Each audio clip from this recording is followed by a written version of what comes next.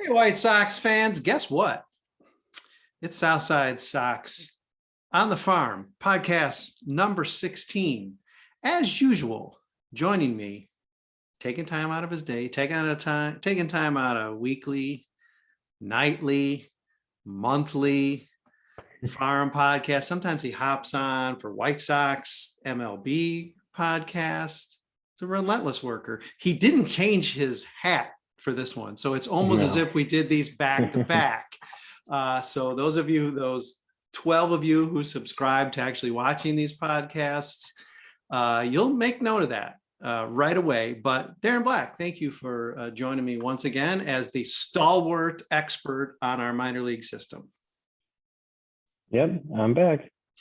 Back. It's not a Monday, but he's back. And, listen, you should probably always watch these because, there's laughter. There's sometimes pets, house pets crashing the podcast. But this time it's a low energy podcast for me tonight, Darren. So this is one, if you don't want to rush over to YouTube and watch, good, don't, because you're probably not going to get the usual hilarity and gesticulations that you're used to getting. I'm talking about for Darren, not for me. I'm very staid. I'm very chill. So you're not going to get that from me tonight either. So be it. But all right, we've got some stuff to talk about, Darren. Not a ton, but let's start with the news of the day. And that is the September call-ups.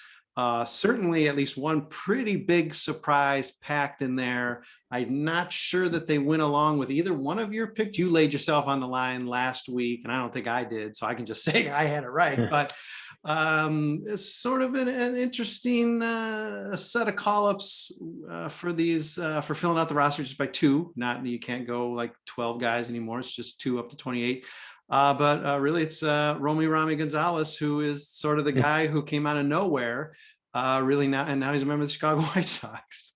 Yeah, I mean, he skipped Winston-Salem, going straight to Birmingham this year, and obviously not a 40-man guy, so I never really thought he would make it to the majors, even when he was doing really well in Birmingham. But they're in win now, so put the best guys you have on the team and see what happens. And I'm not sure if he'll be on the playoff roster per se, but he's definitely a guy that has some speed and some versatility down the stretch, since really everybody in the starting lineup's full. He's a good guy to add, and he'll probably be on the team for the next few years too. Can't really see him being sent down for any reason after Leary Garcia's contract is up. And then Gavin Sheets is back.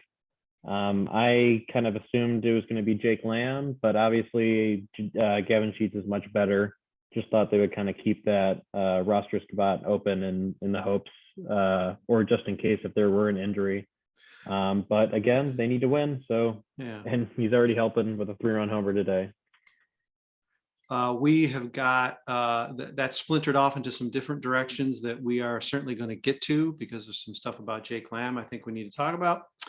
But let's stick with Rami here. And let's say, listen, I think I said this in our Slack channel. I love the fact that now the diacritics appear on his name like out of nowhere. No one was using them. We always did. I even contacted the family. I'm not sure if one of the followers, one of the tweeters is mother or sister. I'm not certain, but actually bothered to ask, because not everybody uses, not every Latin last name, particularly maybe US born people of that heritage necessarily use the diacritics.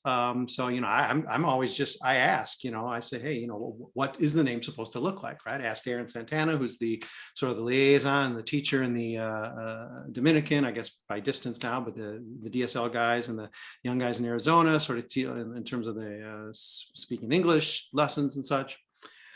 So it's sort of fun to see that suddenly now even the White Sox are using it. It's like, oh, okay, well, I'm still not sure if we're right, but I guess somebody's reading, because nobody was using that, and now suddenly we see the accent over the A. Okay, but that's not what we want to talk about. What we do want to talk about, though, is something else that I found fun. All right, here's the first question I have for you, Darren, and that is, if Tim Anderson doesn't go on the injured list, do you think necessarily that Gonzalez is the guy coming up, or do you think because of his versatility, he was going to be a guy they were going to give a shot no matter what?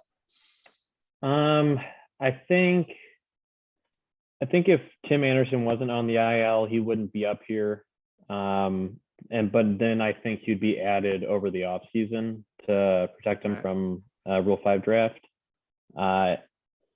You can make the argument that they could have sent down Danny Mendick for him, and I'm not going to say that would have been the wrong roster move, because I think honestly it probably would have been the right one. But just to keep your options open, he's probably Tim Anderson, no IL, Gonzalez stays down, and they just kind of ride it out. But the IL is just weird, and it just, like, maybe Tim Anderson would have been ready in 3 days, but now he's going to be an extra 12 just because IL, and he's not really ready, and it's just some roster play. He could very well be sent down when Tim Anderson comes back, but we'll just find out whenever Timmy's back, I guess. If not for the injury, is it another bat that comes up? Is it Zack Collins who comes back up? Who do you think would have been up if Anderson's playing? I guess I probably would have gone, they DFA Lamb and only call up Sheets. I see. But then they would have an extra 40-man roster spot, and then you get to that point of just putting Tim Anderson on the IL because he's not playing for the next few days anyway. And I'm not sure, because you couldn't have called up 2 pitchers. I guess is what the rule is. So it just would have been weird. So probably still Sheets. But yeah, because they don't really have any middle infielders in Charlotte right now that would have been okay taking over for anything else.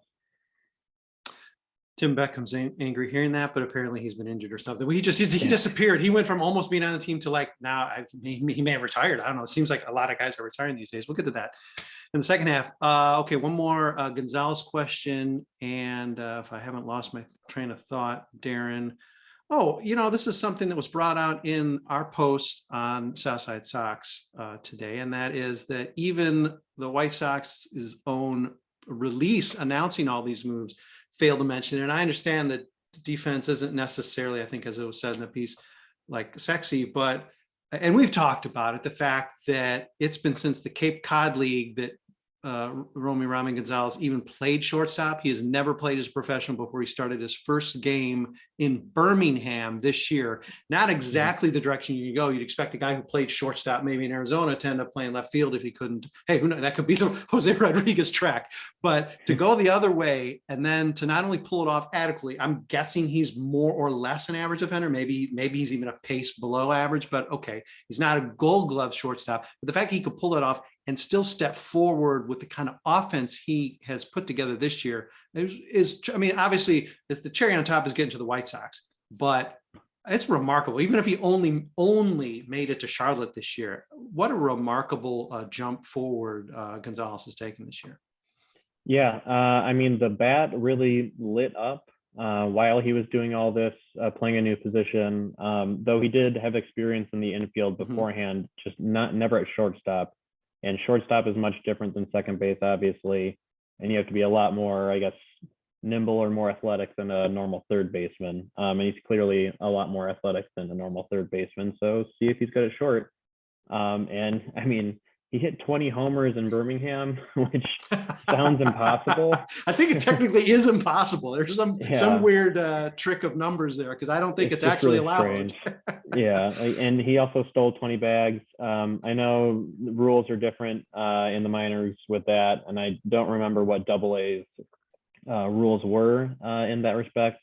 But it is more pro base stealing. And let's have that offset, Darren, by the fact that he did the 2020 in 75 games, like 70K. He did it in like a half a season. So maybe it does cancel out, even if they're like take second base, like in the 5th inning, just take, that's the rule, take second base. It's still pretty good that he managed to do that, because he did it in a very small amount of time. Fantastic. That slacker Aaron Rowan probably did it in like 130 games back in 2001 when he was the last Birmingham Baron to do it. Okay, let's hop over to briefly, at least, let's talk Jake Lamb. And let's talk about the fact that, again, in our story today, I think it amounted to about 28 at-bats that the White Sox essentially sacrificed Luis González for, because, of course, they had to get rid of him.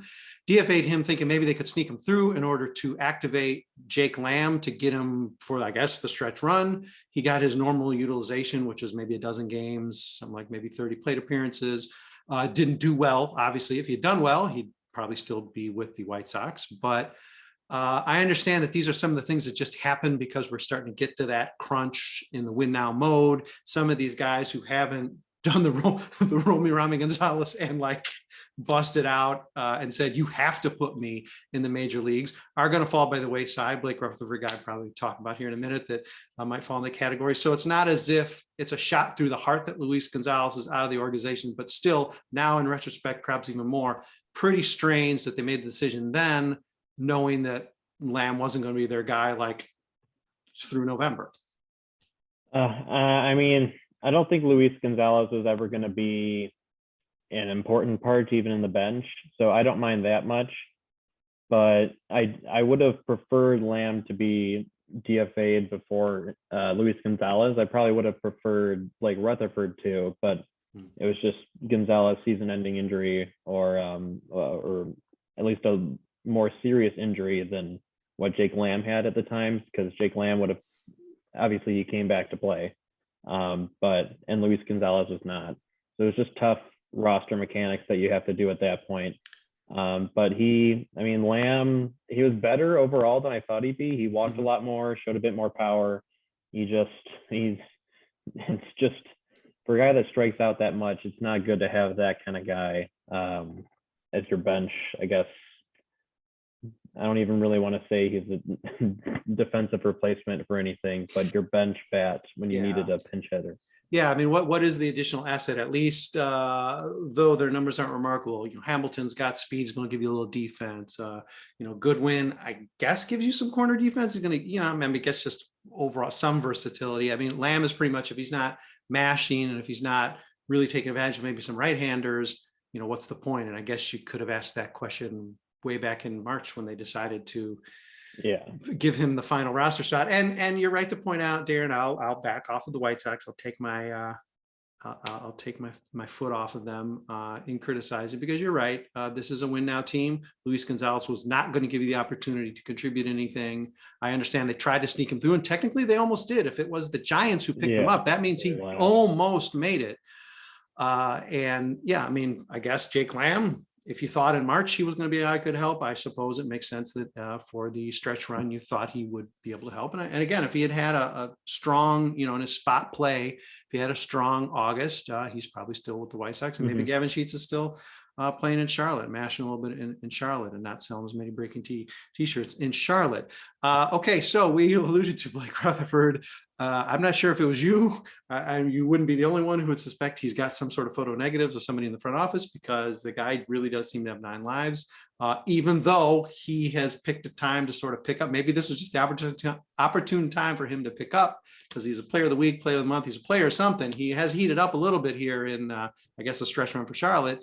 What's going on with the fact that Blake Rutherford, I guess here's the pointed question. Is Blake Rutherford in the White Sox organization next year?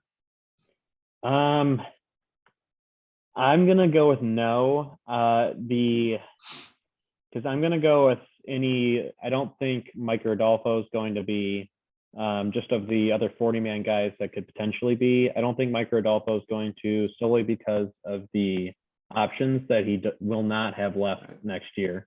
Rutherford will have an option year next year, and maybe that will save him.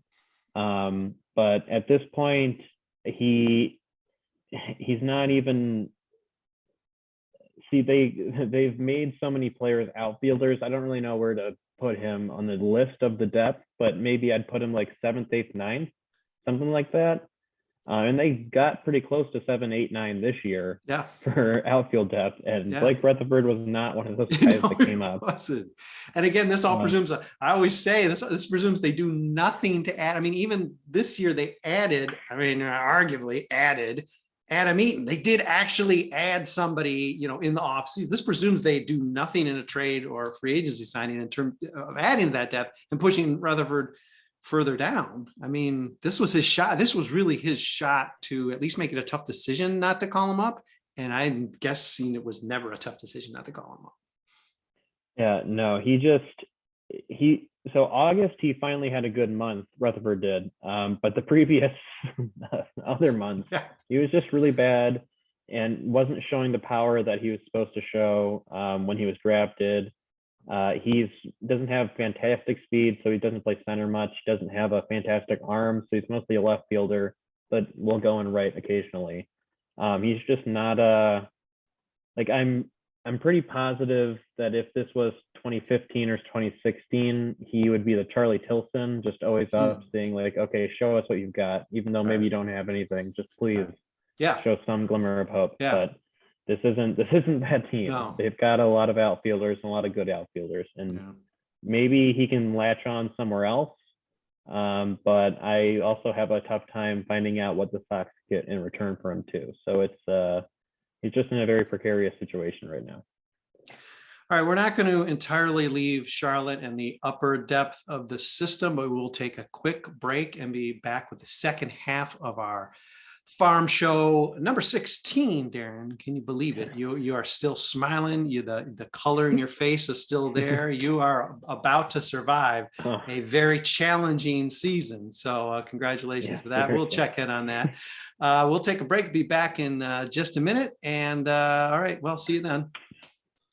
Hey, guess what? We are back.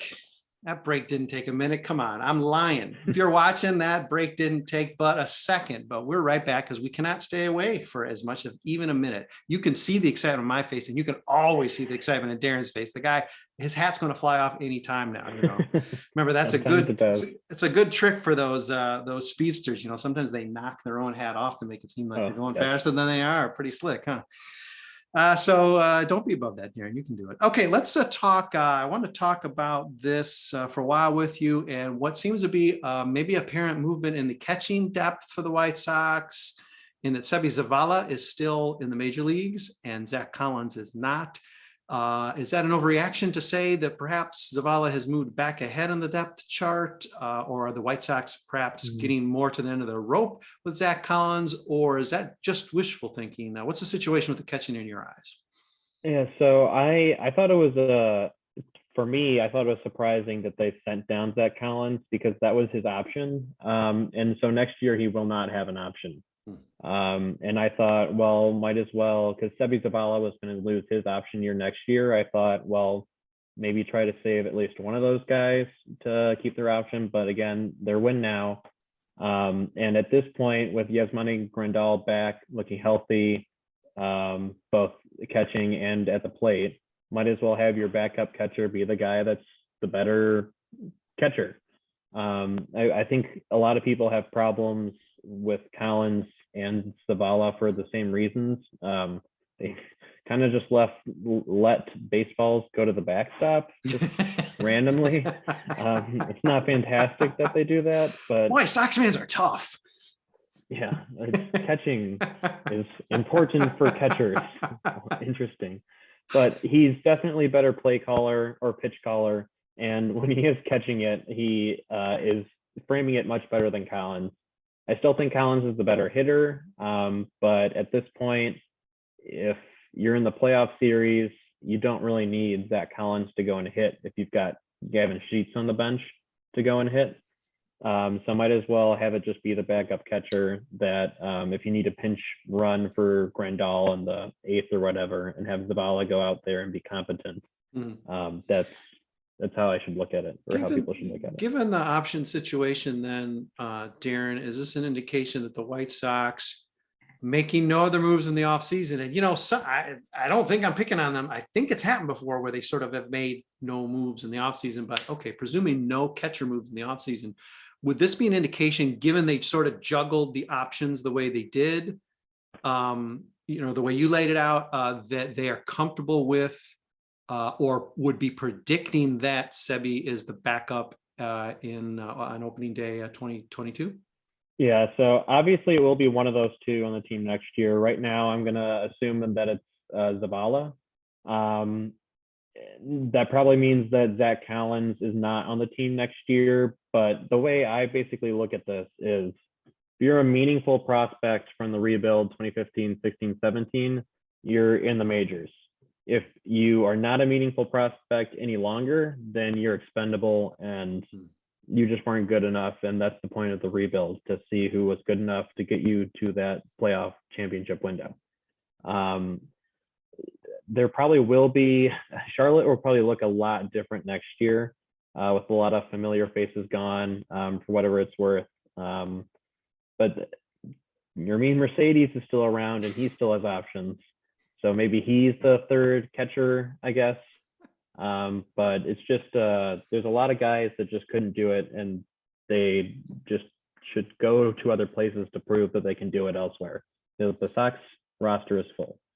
That's like a nightmare Zack Collins has had probably over, well, at least maybe this season. It's like he wakes up and somehow he's behind Yermin Mercedes in the White Sox future. But yeah, I mean, as what you're putting, it does wrangle out that it's feasible. I guess it's feasible that it could work out that way. All right. And unfortunately, there's not really any pressing catching depth in the pipeline. Maybe you can make an argument for Carlos Perez, but it's not as if, I guess essentially maybe what you're saying in terms of how you broke down the prospects of 15, 16 and that, if you're not up, you're sort of out, and sort of the end of the season here or second half this year, or maybe even this season, but certainly 2022 sort of represents the flushing of that, like first wave. Mm-hmm. Now the second wave we talk about now, they're sort of assuming the stage now, not in Charlotte per se, but they're on their way. That wave is coming up, and those old guys know. They were signed international, like Yulki Cespedes or Norge Vera, and then drafted this year and last year. It's just, you got to wait for those really young guys to get up, and then the system will look better if those guys are a success. But yeah, next year, if you go look at Charlotte's roster right now, there's a lot of former major leaguers. Mm-hmm. I would expect maybe even a few more than that, just to be on the roster, kind of hanging out, seeing what they can prove still. But yeah, it's just, these guys didn't prove it, and that's just the nature of baseball. And now the really good guys are up. Yeah. Well, I guess that's a good seg, Darren. Our little last piece when we talk about before we depart and have all of our listeners and even a few viewers shed that tiny tear.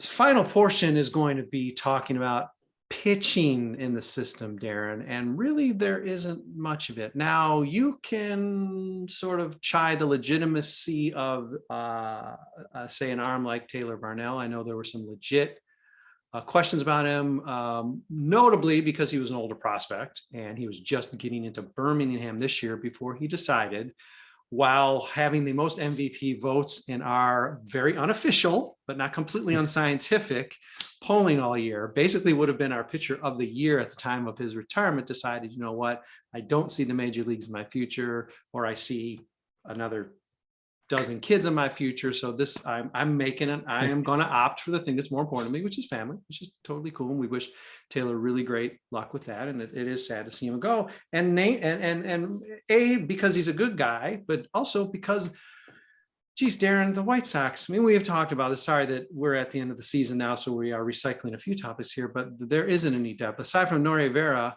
And obviously there are the guys in Kannapolis who sort of took a step back, or maybe at best treaded some water this year. You still need in your system to have some guys. Connor Pilkington was one. He's been traded. Taylor Varnell, I guess, arguably could have been maybe right on the cusp of one. He's retired. Cade McClure is up in Charlotte. So he, I guess, aside from Jimmy Lambert, is the other guy, on the doorstep, but he has not blown up a AAA by any stretch. So it's a desert right now for White Sox starting pitching. Or am I missing some guys? And you can scold me now. No, yeah, I would totally agree that Norge Vera is the best pitching prospect in the system.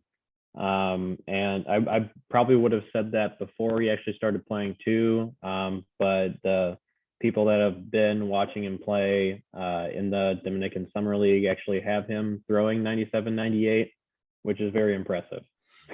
So Got to keep an eye on him. But yeah, it's basically Jimmy Lambert, Cade McClure. It was Jonathan Stever, would have been in there too, but obviously he has the labrum injury. And then after that, the next guy at AA, you could kind of maybe squint and see, maybe he gets a spot start somewhere, is Jason Billhouse. But yeah, Varnell, obviously he's now retired. I wants to spend more time with family, and because he was probably thinking about that a ton, I don't want to knock him for his AA stats. Yeah. I feel like that would be unfair, but he was doing really well in Winston-Salem.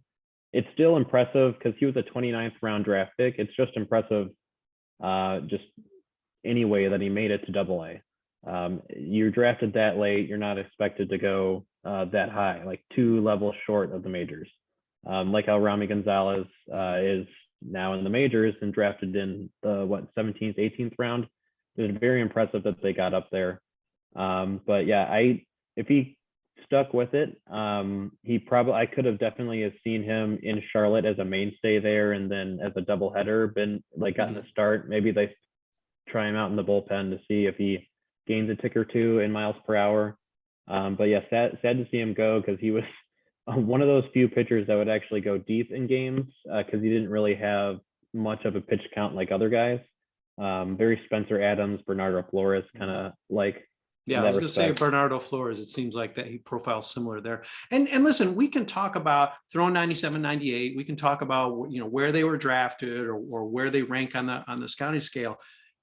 And of course, we don't want to put too much into the actual results of games. But on the other hand, Darren, the reason you have to perform in games, and one thing that Taylor Varnell did, whatever advantages he had, via age or whatever. I mean, at some point you do have to look at the back of the baseball card and say, okay, this guy has got numbers that are consistently what we want. Okay, maybe the strikeouts per 9 innings isn't what it should be for a guy who's going to be in the major leagues. And I'm not saying Taylor Varnell is going to be a major leaguer, but we do have to look at the box scores to agree. I mean, we can say that with our updates that maybe make too much of the day-to-day results or something. But I mean, that is also how we stitch together our narrative to that degree. I believe I heard it way down. I heard it all the way from Birmingham, but I think Emilio Vargas was typing a very angry email to you for overlooking him. But he has been a surprising guy who's pitched out of the pen and started, and he has actually pitched well in this second half. I don't know that necessarily projections of being a guy who could take that, Varnellish type of role or something, or even have success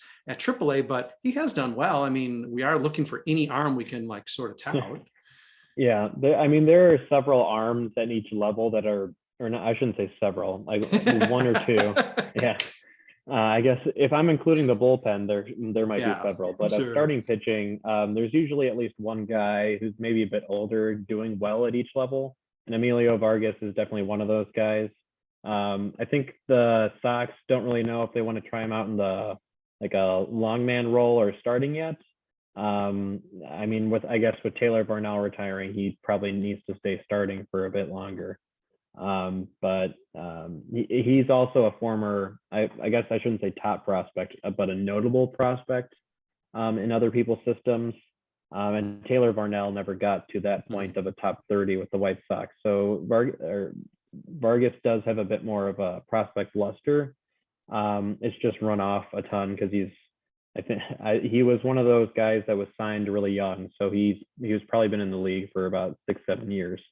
Or been a professional for about 6-7 years. And if you're like Yermin Mercedes, you eventually kind of lose that until you prove that you're better than what people remember. But yeah, slim pickings. I expect them to sign a bunch of older, like Mike Wrights again next year for Charlotte, and then just kind of see where they go.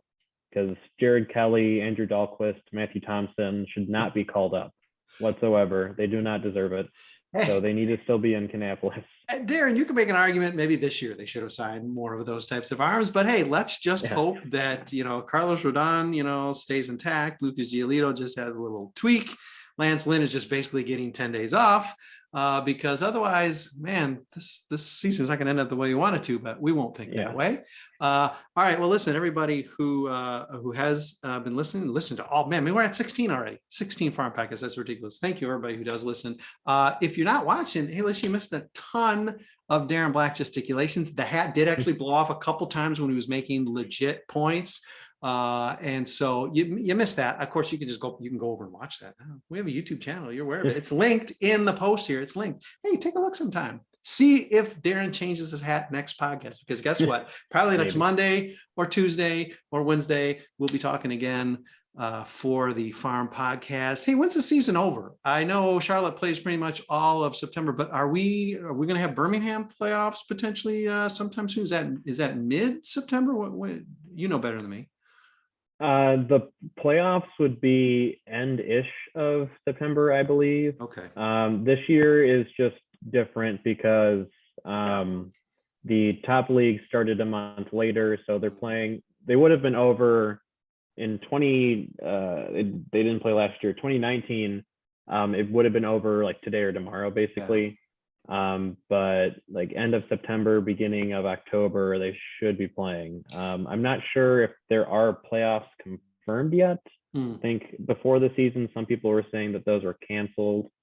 But then it got better with COVID, and then it got worse. So I think everything is in limbo with that. I like that exchange, Darren. I had wishful thinking that somehow the nightmare of the minor league updates would be over sooner than they will be. And I've had that dashed. You are hopeful that maybe there's not even playoffs, although really that's not an option. That's not really an issue for the White Sox. If anything, it means we're just going to write a few more Birmingham games, because that's all it could possibly be. And even Birmingham is not assured of any sort of quote unquote, whether they just get a little pennant or a mini wild card, something on paper, or they actually get to play based on making it. That's all it's going to be. There's no one else in the system. White Sox, even Great Falls, no longer in the system, probably isn't even in playoff position right now, because there's just that much poison in the well right now with the White Sox system. Minor league records are not good. But I'll point out again, I'll give you credit. You did predict that Kannapolis would win the second half title, and technically they will end up being tied for first with a 0-0 record for the second half this year. So you weren't wrong. So, and that was a gutsy prediction when you made it. So, if I had a hat, my hat would be off to you, Darren. Okay. Well, thanks everybody for listening. As always, reading all that stuff. We'll be back. I think they're still playing games. As long as they're still playing games, and I got to do an update a week, and Darren's got to do like 8 a week, we will be back in a week to talk about the system, and hopefully we will have a couple new topics. And we probably will talk maybe about the lower system, because those guys will probably have at least probably every one of them will have a good month or so under their belts, and maybe we can actually extrapolate something out of that. But if not, we'll just talk about like Seby and Zack Collins again, and hopefully you'll listen. Anyway, thanks everybody for listening, and we'll catch you in a week or so.